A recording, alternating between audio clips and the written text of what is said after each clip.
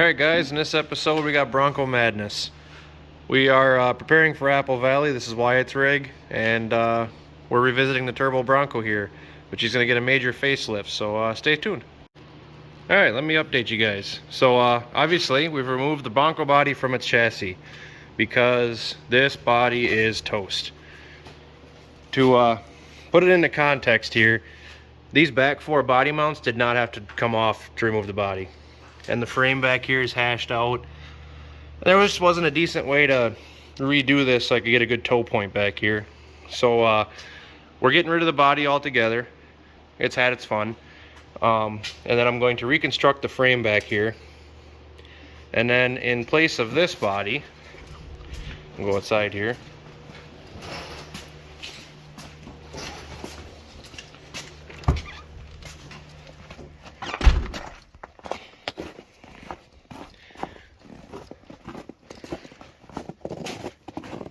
I've got this cab here. It was a parts truck for one of my brother's projects. And, you know, it's not perfect, but it's a lot better. So we're going to be putting this regular cab on, making that work, and then probably building a little truggy body type thing back here. So yeah, stay tuned and I'll keep you updated. Okay, here's an update. Things transpired fast. The back end fell off. Got this cleaned up here and in there. Waiting for this slow thing to cut some stuff. Then we're going to take this stuff and we're going to, you know, molecular bond it onto here, weld those back on, box this in, and then we'll have to start putting things back together. I'm making some halfway decent progress. Fab Daddy Brian over here wanted to do some welding. Yeah. Lefty little son. Oh, I bet there's probably a penis on there somewhere. Yeah, we're going to keep burning shit together and I'll keep updating you as we go. There we go. Back half is pretty much done. Got my receiver mounted up here so the winch can stay up here out of harm's way. Got a nice little hook point here. Halfway decent welds in there. Brian's little gift for me. And I patched up my cab mounts there. They were pretty rotten. Front ones are oddly enough okay. Yeah, I think now it's time to set the new cab on it. Alright, so the cab's sitting on it, but I made a slight error in judgment. So the front mounts, they line up. You can see it under there. Yeah. Anyway, front mounts line up, but the rears, which I did not anticipate, do not. If I would have looked at the truck, I could have figured it out pretty easily, but they're on the inside of the frame on here, and on the Bronco, they're on the outside. So what I think I'm going to do is just cut this little bit off here, because this is pretty solid under here yet. Don't mind that. And I'm just going to build this up and run some re-rod through it, because I already reinforced these and I don't want to build more. So yeah, that's what we're going to do now. Alright guys, there we go. Forgot I had some of these 3-inch body lift blocks laying around. So I just stuffed some of them in there with some rebar and drilled a hole in the bottom of the floor. And here, tighten her down. Front ones just kind of went in. Cab's bolted down. Now we just got to make it do the stuff and the things. So a pretty neat thing about swapping these Ford cabs around. This pan right here came out of the Bronco. They're interchangeable between the cabs, so that way your shifter location is correct. And the 4-wheel drive shifter on this one goes down through that pan. And on the truck, it used to go through here.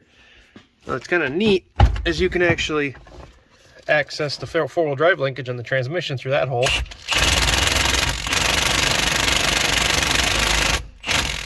And tighten it up without having to go underneath the truck.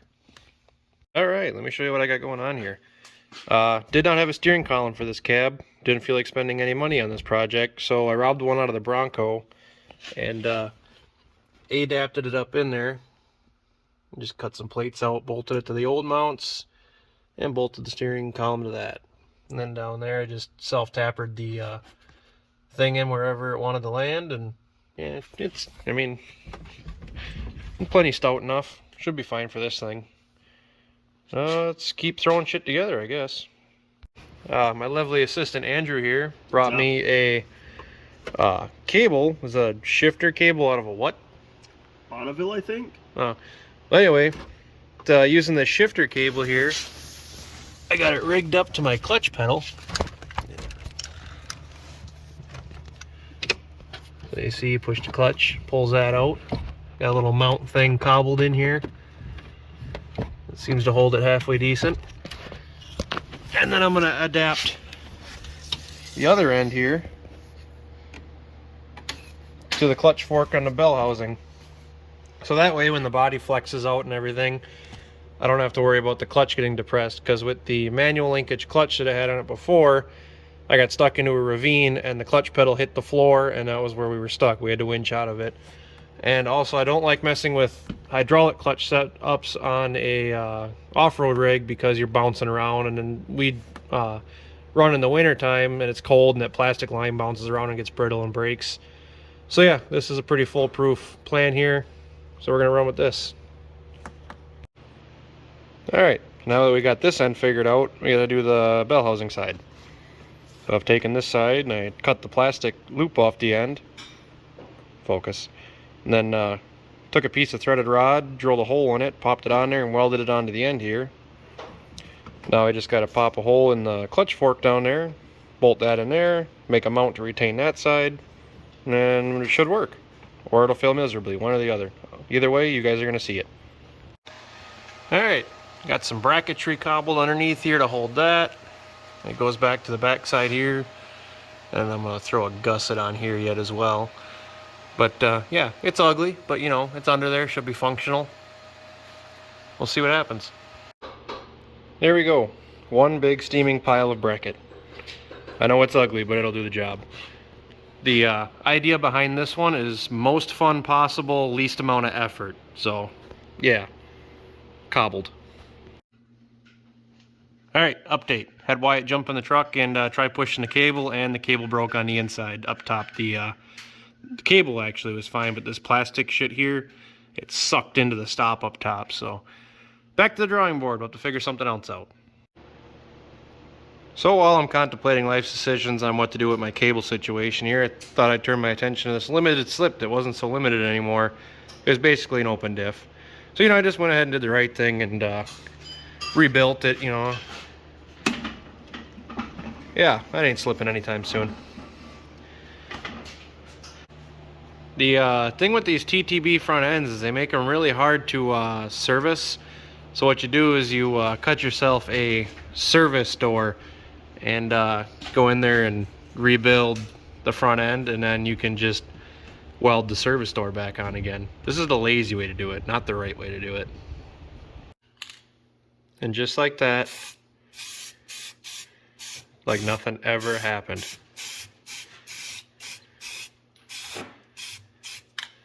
Can't even tell. Alright, so I took a little break from trying to make the clutch thing work and whatnot, and started putting the front end together.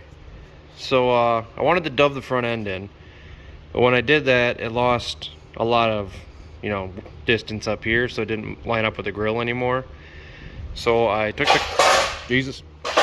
the core support out, which was rotten and falling off anyway. Made my own little thing in here, which I got a bigger radiator to put in here, and then I'll make radiator mounts. Made the fender bolt to that. So, that's pretty stout. And then I had a Super Duty grill sit on the shelf, and somebody went and spray bombed it black, so it's not really worth nothing. But yeah, I think that'll look pretty sharp on there.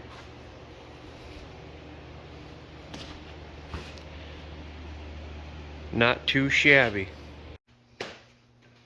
Alright, so here's what we got done so far. Got the grill half mounted. I gotta mount the bottom yet. Got the radiator in and mounted. That's in there solid. Gotta get electric fans on here.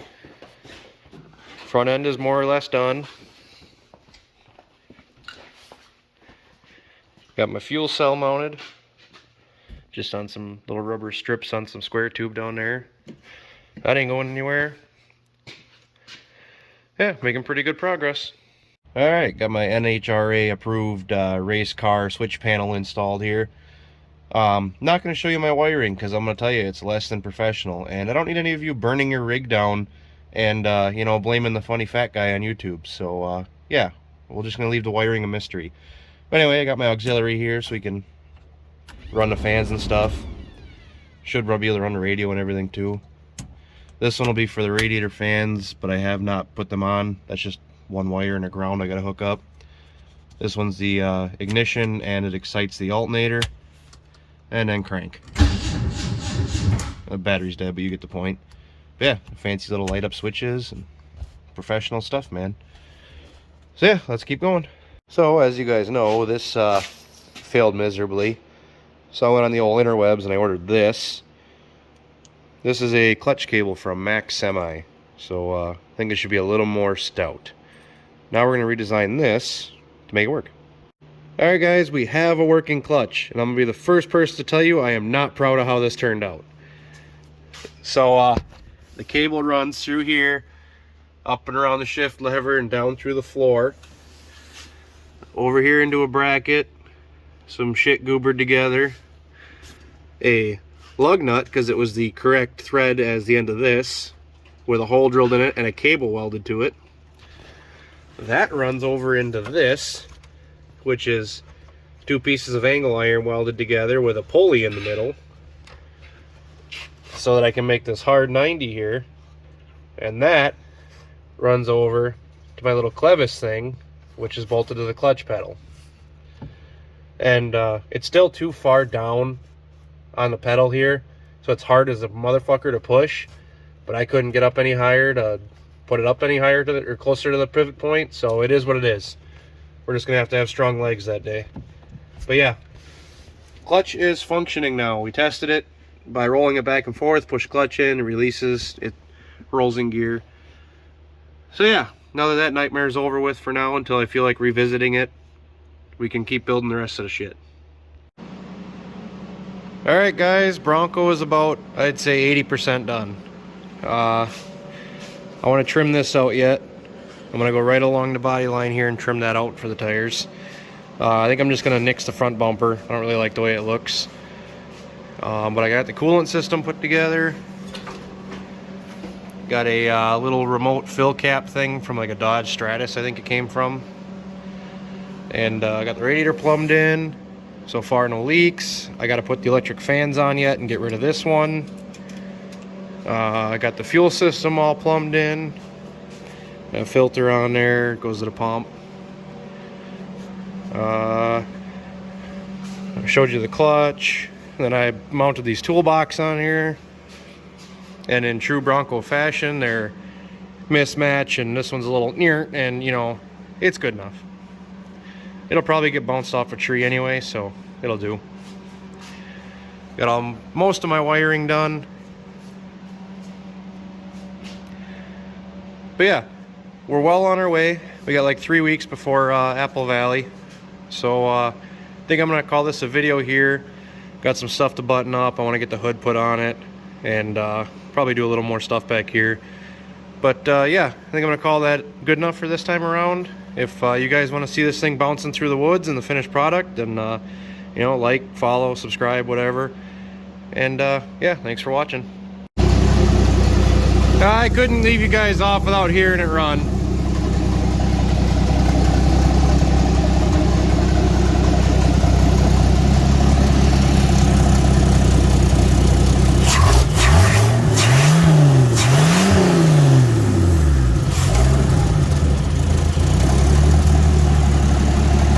Not too bad for sitting in a snowbank.